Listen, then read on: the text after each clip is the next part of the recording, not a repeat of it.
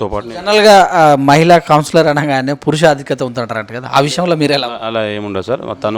తను ఎడ్యుకేటెడ్ అండి. తను కూడా ఎంటెక్ చేసింది. తను ఎడ్యుకేటెడే, నేను ఎంబీఏ చేశాను. కాబట్టి మాకు తనకి ఇబ్బంది ఏం లేదు. ఇవన్నీ ప్రభుత్వం పథకాలు, మరి డెవలప్మెంట్ కూడా కావాలి ప్రజలకు. ఎందుకంటే ఈ కరోనా సమయంలో ఇంట్లో ఉన్నా కూడా బయటికి వెళ్ళాలంటే రోడ్లు, స్ట్రీట్ లైట్లు, అలాగే చూసినట్టయితే మంచినీటి సౌకర్యము, కరెంట్ కూడా 24 hours ఇస్తున్న సందర్భంలో ఏమన్నా పాడైపోయినటువంటి ఏవైతే పిల్లర్స్ ఉంటాయి, కరెంట్ పిల్లర్స్, పట్టణ ప్రగతిలో భాగంగా ఇవన్నీ చేయడం జరిగింది కదా, ఎలా అనిపించింది? సో మొత్తం మీద చూస్తే మరి మీరు ఒక మహిళ కదా, ఫస్ట్ ఇల్లు మొత్తం చక్కదిద్దిన తర్వాత మరి ప్రజలకు ఎప్పుడు వెళ్తున్నారు, సమయం ఎలా తీసుకుంటున్నారు? నమస్తే, విధిని స్వాతం లక్ష్యం సమాజ హితం. మేడ్చల్ నియోజకవర్గంలో ఉన్నటువంటి పోచారం మున్సిపాలిటీలో మరి వివిధ కౌన్సిలర్లను మరి అలాగనే చూసినట్టయితే కరోనా సమయంలో కానీ, మరి చూసినట్టయితే వరదల విషయంలో కానీ, మరి ఇప్పుడు చేసినటువంటి పట్టణ ప్రగతి విషయంలో కానీ, డెవలప్మెంట్ విషయంలో ప్రభుత్వం పథకాలను ఎలా ముందుకు తీసుకెళ్తున్నారు అనే విషయాన్ని మనం అందరినీ అడిగిన తెలుసుకుంటుంది. ప్రస్తుతం మనము మరి నారపల్లిలో ఉన్నటువంటి 15వ వార్డు కౌన్సిలర్ ఎన్నికైనటువంటి అభవనిత సరిత స్వామి గారు ప్రస్తుతం మనతో వారిని అడిగి వారి యొక్క డెవలప్మెంట్ ఎలా ఉంది, మరి రాబోయే రోజుల్లో థర్డ్ వేవ్ వస్తున్న సందర్భంలో వారు ఎలాగ దాన్ని ఎదుర్కొంటారు, వారి దగ్గర ఉన్నటువంటి ప్రణాళిక ఏంది, వారి మాటలు తెలుసుకుందాం. మొదట స్వామి గారు నమస్తే సార్. నమస్కారం. నమస్తే మేడం. నమస్కారం. సో 18 నెలలు అవుతుంది మేడం కౌన్సిలర్గా ఎన్నికై. సో మొదటిసారి కరోనా వచ్చింది అంటే ఇంక మీరు అలాగా జనవరిలో ప్రమాణ స్వీకారం చేశారో లేదో, మార్చి 28 నుంచి కరోనా లాక్డౌన్. సో ఆ సమయంలో ప్రజలు చాలా ఇబ్బందులు పడ్డారు కదా, సో మీరు ఏమైనా సహాయ సహకారాలు అందించారు? నమస్కారం. కరోనా ఫస్ట్ వేవ్లో చాలా కేసెస్ వచ్చాయి. ఇందులో మేము మా వంతు సహాయంగా సొంత వ్యయంతో ఇంటింటికి శానిటైజర్లు, మాస్కులు పంచడం జరిగింది. అదే దాతల సహాయంతో కూడా కూరగాయలు, నిత్యావసర వస్తువులు పంచడం, ఒక 1 monthకి సరిపడా నిత్యావసర వస్తువులు పంచడం జరిగింది. కరోనా అంటే ముఖ్యంగా శుభ్రత బాగా. సో మరి మీ కాలనీలలో హైపోక్లోరైడ్ ద్రావణం కానీ, శానిటైజర్లు కానీ, మాస్క్ కంపల్సరీ పెట్టుకోవాలని చెప్పిన సందర్భంలో ఇలాంటి చర్యలు తీసుకున్నారా? మా 15th వార్డులో అయితే ప్రతి ఒక్కరూ మాస్క్ ధరించడం కానీ, ఎవరికైనా కరోనా వచ్చినా వాళ్ళ ఇంటి దగ్గర హైపోక్లోరైడ్ ద్రావణం కానీ, బ్లీచింగ్ పౌడర్ కానీ చల్లించడం జరిగింది. అది కరోనా కిట్స్ కూడా ఇవ్వడం జరిగింది.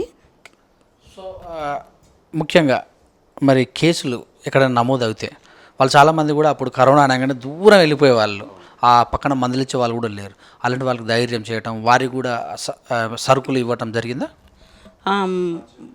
మా వార్డులో కొన్ని కుటుంబాలకు అలా జరిగింది. మా వంతు సాయంగా వాళ్ళకు కూరగాయలు కానీ, నిత్యావసర వస్తువులు కానీ ఇంటికి వెళ్ళి, వాటర్ కానీ ఇంటికి వెళ్ళి ఇవ్వడం జరిగింది. సో వరదలు ఎలా ఉన్నాయి మీ యొక్క వార్డులో? మరి బాగా ఆ కరోనా తప్పించుకున్న సందర్భంలోనే వరదలు బాగా వచ్చినాయి కదా, వార్డులో మరి ముంపు కానీ అలాంటి వాళ్ళకి ప్రభుత్వం 10,000 కూడా ఇచ్చింది కదా, సో మళ్ళీ అలాంటి వరదలు రాకుండా చర్యలు ఏమైనా తీసుకున్నారా? మా వార్డులో అయితే ముంపుకు చాలా గురి అయింది. 50 కుటుంబాలకు 10,000 రూపాయలు అందించడం కూడా జరిగింది. మళ్ళీ ఈ వర్షాకాలం వచ్చింది కాబట్టి ముందుగా ముంపుకు గురి కాకుండా మట్టి పోయించడం కానీ ఆ చర్యలు తీసుకోవడం జరిగింది. మా చైర్మన్ గారి ఆధ్వర్యంలో కొండలరెడ్డి గారు అండ్ రెడ్డి నాయక్ గారు, కమిషనర్ గారు మాకు మా వార్డుకి చాలా అభివృద్ధి కోసం సహాయం చేస్తున్నారు. జరుగుతుంది సార్. వాళ్ళు వచ్చి పర్సనల్గా మేము ఇమీడియట్ ఫోన్ చేయగానే వాళ్ళే వచ్చి వాళ్ళ సహకారంతో వాళ్ళు విజిట్ చేయడం జరుగుతుంది. ఇమీడియట్గా యాక్షన్ కూడా తీసుకొని ఆ పనులు కూడా చేపట్టడం జరుగుతుంది సార్. ఈ వరదలు ఇట్లా పోయినావో లేదో, మళ్ళీ మార్చ్ అదే సీజన్లో అంటే మళ్ళీ మీది 1 year అయిపోయింది, 1 yearలో అదే పరిస్థితిలో ఉన్నారు, మళ్ళీ అదే సీజన్లో మళ్ళీ సెకండ్ వేవ్ వచ్చింది కదా, భారతదేశాన్ని కానీ మొత్తం అంత అతలకుతలం చేసింది. ఆ సమయంలో మరి ప్రభుత్వం ఫీవర్ సర్వే కూడా నిర్వహించింది. సో ఎలా ఉన్నది? ఇంటింటికి ఫీవర్ సర్వే చేయించారు సార్. వాళ్ళకు ఫీవర్ చెక్ చేయించడం కానీ, ఒకవేళ ట్యాబ్లెట్స్, కరోనా కిట్స్ ఇవ్వడము తీసుకొని జాగ్రత్తలు తీసుకోవడం జరిగింది. సో డెత్ రేషియో ఏమైనా ఉందో, రెండు చనిపోయిన సందర్భాలునే? లేదు, మా వార్డులో అయితే అందరూ క్యూర్ అయ్యారండి. ఫీవర్ సర్వే బాగా పనిచేసిందండి. పనిచేసింది. ఓకే. సో మరి ఆ సమయంలో కూడా మరి ఇక వ్యాక్సినేషన్ వచ్చింది కదా, సో వ్యాక్సినేషన్ ఫస్ట్ ఎవరైతే కూరగాయలు అమ్మే వాళ్ళు, కిరాణా షాపు వాళ్ళు, మిల్క్ ప్యాకెట్స్, వీళ్ళకి ఏమని చెప్పింది ఫస్ట్లో, తర్వాత 18 వాళ్ళకి ఎలా మీరు డిసైడ్ చేశారు? మా మున్సిపల్ తరపు నుంచి దశల వారీగా వ్యాక్సిన్ ఇవ్వడం జరిగింది. మేము దగ్గరుండి వాళ్ళకు హెల్ప్ టోకెన్స్ పంపిణీ చేస్తూ మేము దగ్గరుండి వాళ్ళకు వ్యాక్సిన్ వేయించడం జరిగింది. మీరు ఎలా కోఆపరేషన్ చేస్తున్నారు? సార్ మీరు ఎలా కోఆపరేషన్ చేస్తున్నారు మీ భార్య కౌన్సిలర్? మేడం వెంబడి మేము ఉండి నేను మా ప్రతి పనిలో నేను భాగమై నేను పాలు పంచుకుంటాను సార్. మా మేడం ఉండి తో పాటు జనరల్గా మహిళా కౌన్సిలర్ అనగానే పురుష ఆధిక్యత ఉంటుంటారంట కదా, ఆ విషయంలో మీరు ఎలా? అలా ఏముండదు సార్. తను ఎడ్యుకేటెడ్ అండి. తను కూడా ఎంటెక్ చేసింది. తను ఎడ్యుకేటెడే, నేను ఎంబీఏ చేశాను. కాబట్టి మాకు తనకి ఇబ్బంది ఏం లేదు. కాకపోతే తనకు నేను ప్రతి పనిలో నేను వెంబడి ఉండి నేను చేయడం జరుగుతుంది. మా బావగారి సహాయంతో మా కుటుంబం మొత్తం ముందుకు అభివృద్ధిలో ముందుకు తీసుకెళ్ళగలుగుతున్నాం. ఇదంతా పాండమిక్ సీజన్ అంటే ప్రభుత్వము పనిచేసిన విధానం ఒక ఎత్తు, మరి ప్రజలకు కూడా చాలా పథకాలు పెట్టారు. కళ్యాణ లక్ష్మి, షాదీ ముబారక్, ఒంటరి వితంతువులు, మరి సీఎం రిలీఫ్ ఫండ్, అలాగే చూసిన ఎవరైతే డెలివరీ కేసులు అవుతాయో కేసీఆర్ కిట్ లాంటివి. సో ఈ పాండమిక్ సీజన్లో కూడా ఇవి కంపల్సరీ అవసరం. మరి ఈ విషయంలో సీఎం రిలీఫ్ ఫండ్ మరి చెక్కులు ఇవ్వటం కానీ ఎలా ముందుకెళ్తున్నారు?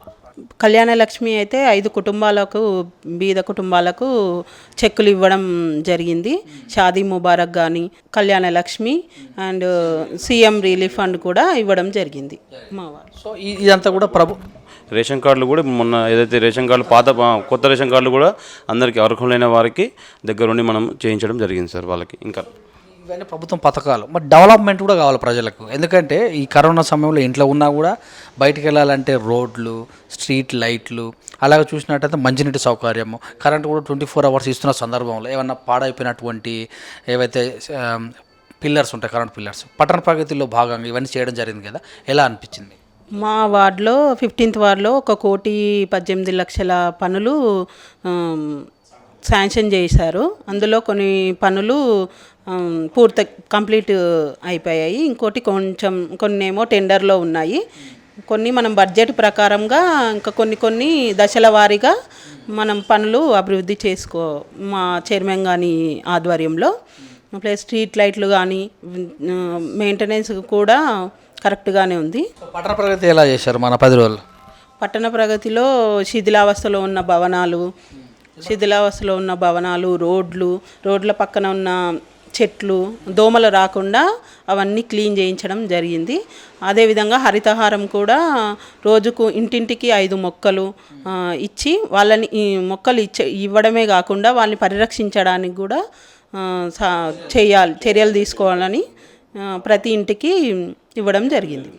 సో ఈ పట్టణ ప్రగతి మళ్ళీ కేటీఆర్ బర్త్డే పురస్కరించుకొని 24th రోజు కోట్ల మొక్కలు నాటాలని మరి ఎంపీ జోగినిపల్లి సంతోష్ గారు చెప్పడం జరిగింది. వివిధ కార్యక్రమాలలో కూడా కంపల్సరీ అందరూ బయటకు వచ్చి సహకారాలు అందించాలన్నారు కదా, మీ యొక్క వార్డులో ఎలాంటి చర్యలు తీసుకుంటారు, మరి మీరు ఎలా ఆ చెట్లలో ముందుకెళ్తారు?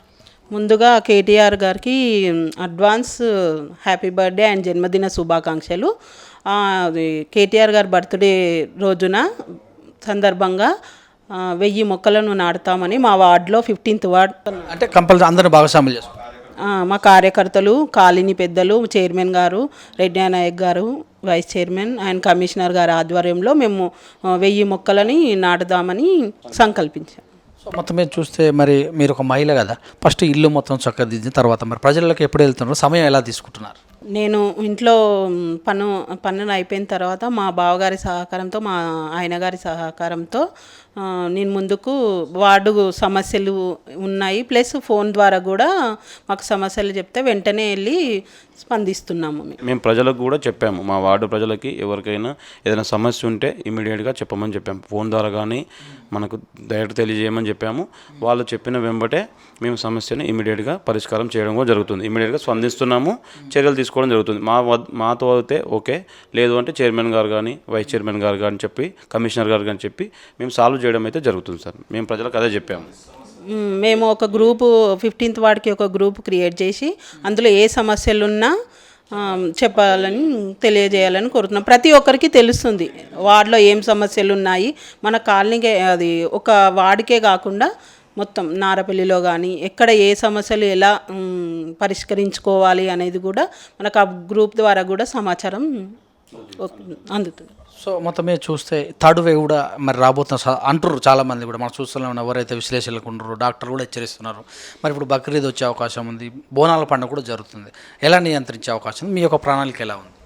మేము ప్రతి ఒక్కరూ బోనాల రోజున కానీ ప్లస్ ఎక్కడికి వెళ్ళిన ఫంక్షన్లు, చిన్న చిన్న ఫంక్షన్లు ఉన్నా కానీ మాస్క్, శానిటైజరు, సామాజిక దూరం ఎవరికి వాళ్ళే అది పాటించాలి అని మేము చెప్పడం జరుగుతుంది. బోనాల సందర్భంగా కానీ నారపల్లి మొత్తం మా వార్డులో కానీ పోచారం మున్సిపాలిటీలో కానీ క్లోరైడ్ ద్రావణము ప్లస్ బ్లీచింగ్ పౌడరు శానిటైజర్ చేయించడం జరుగుతుంది. పండగ వాతావరణం ఉండేలా చేయాలని అనుకుంటున్నాం.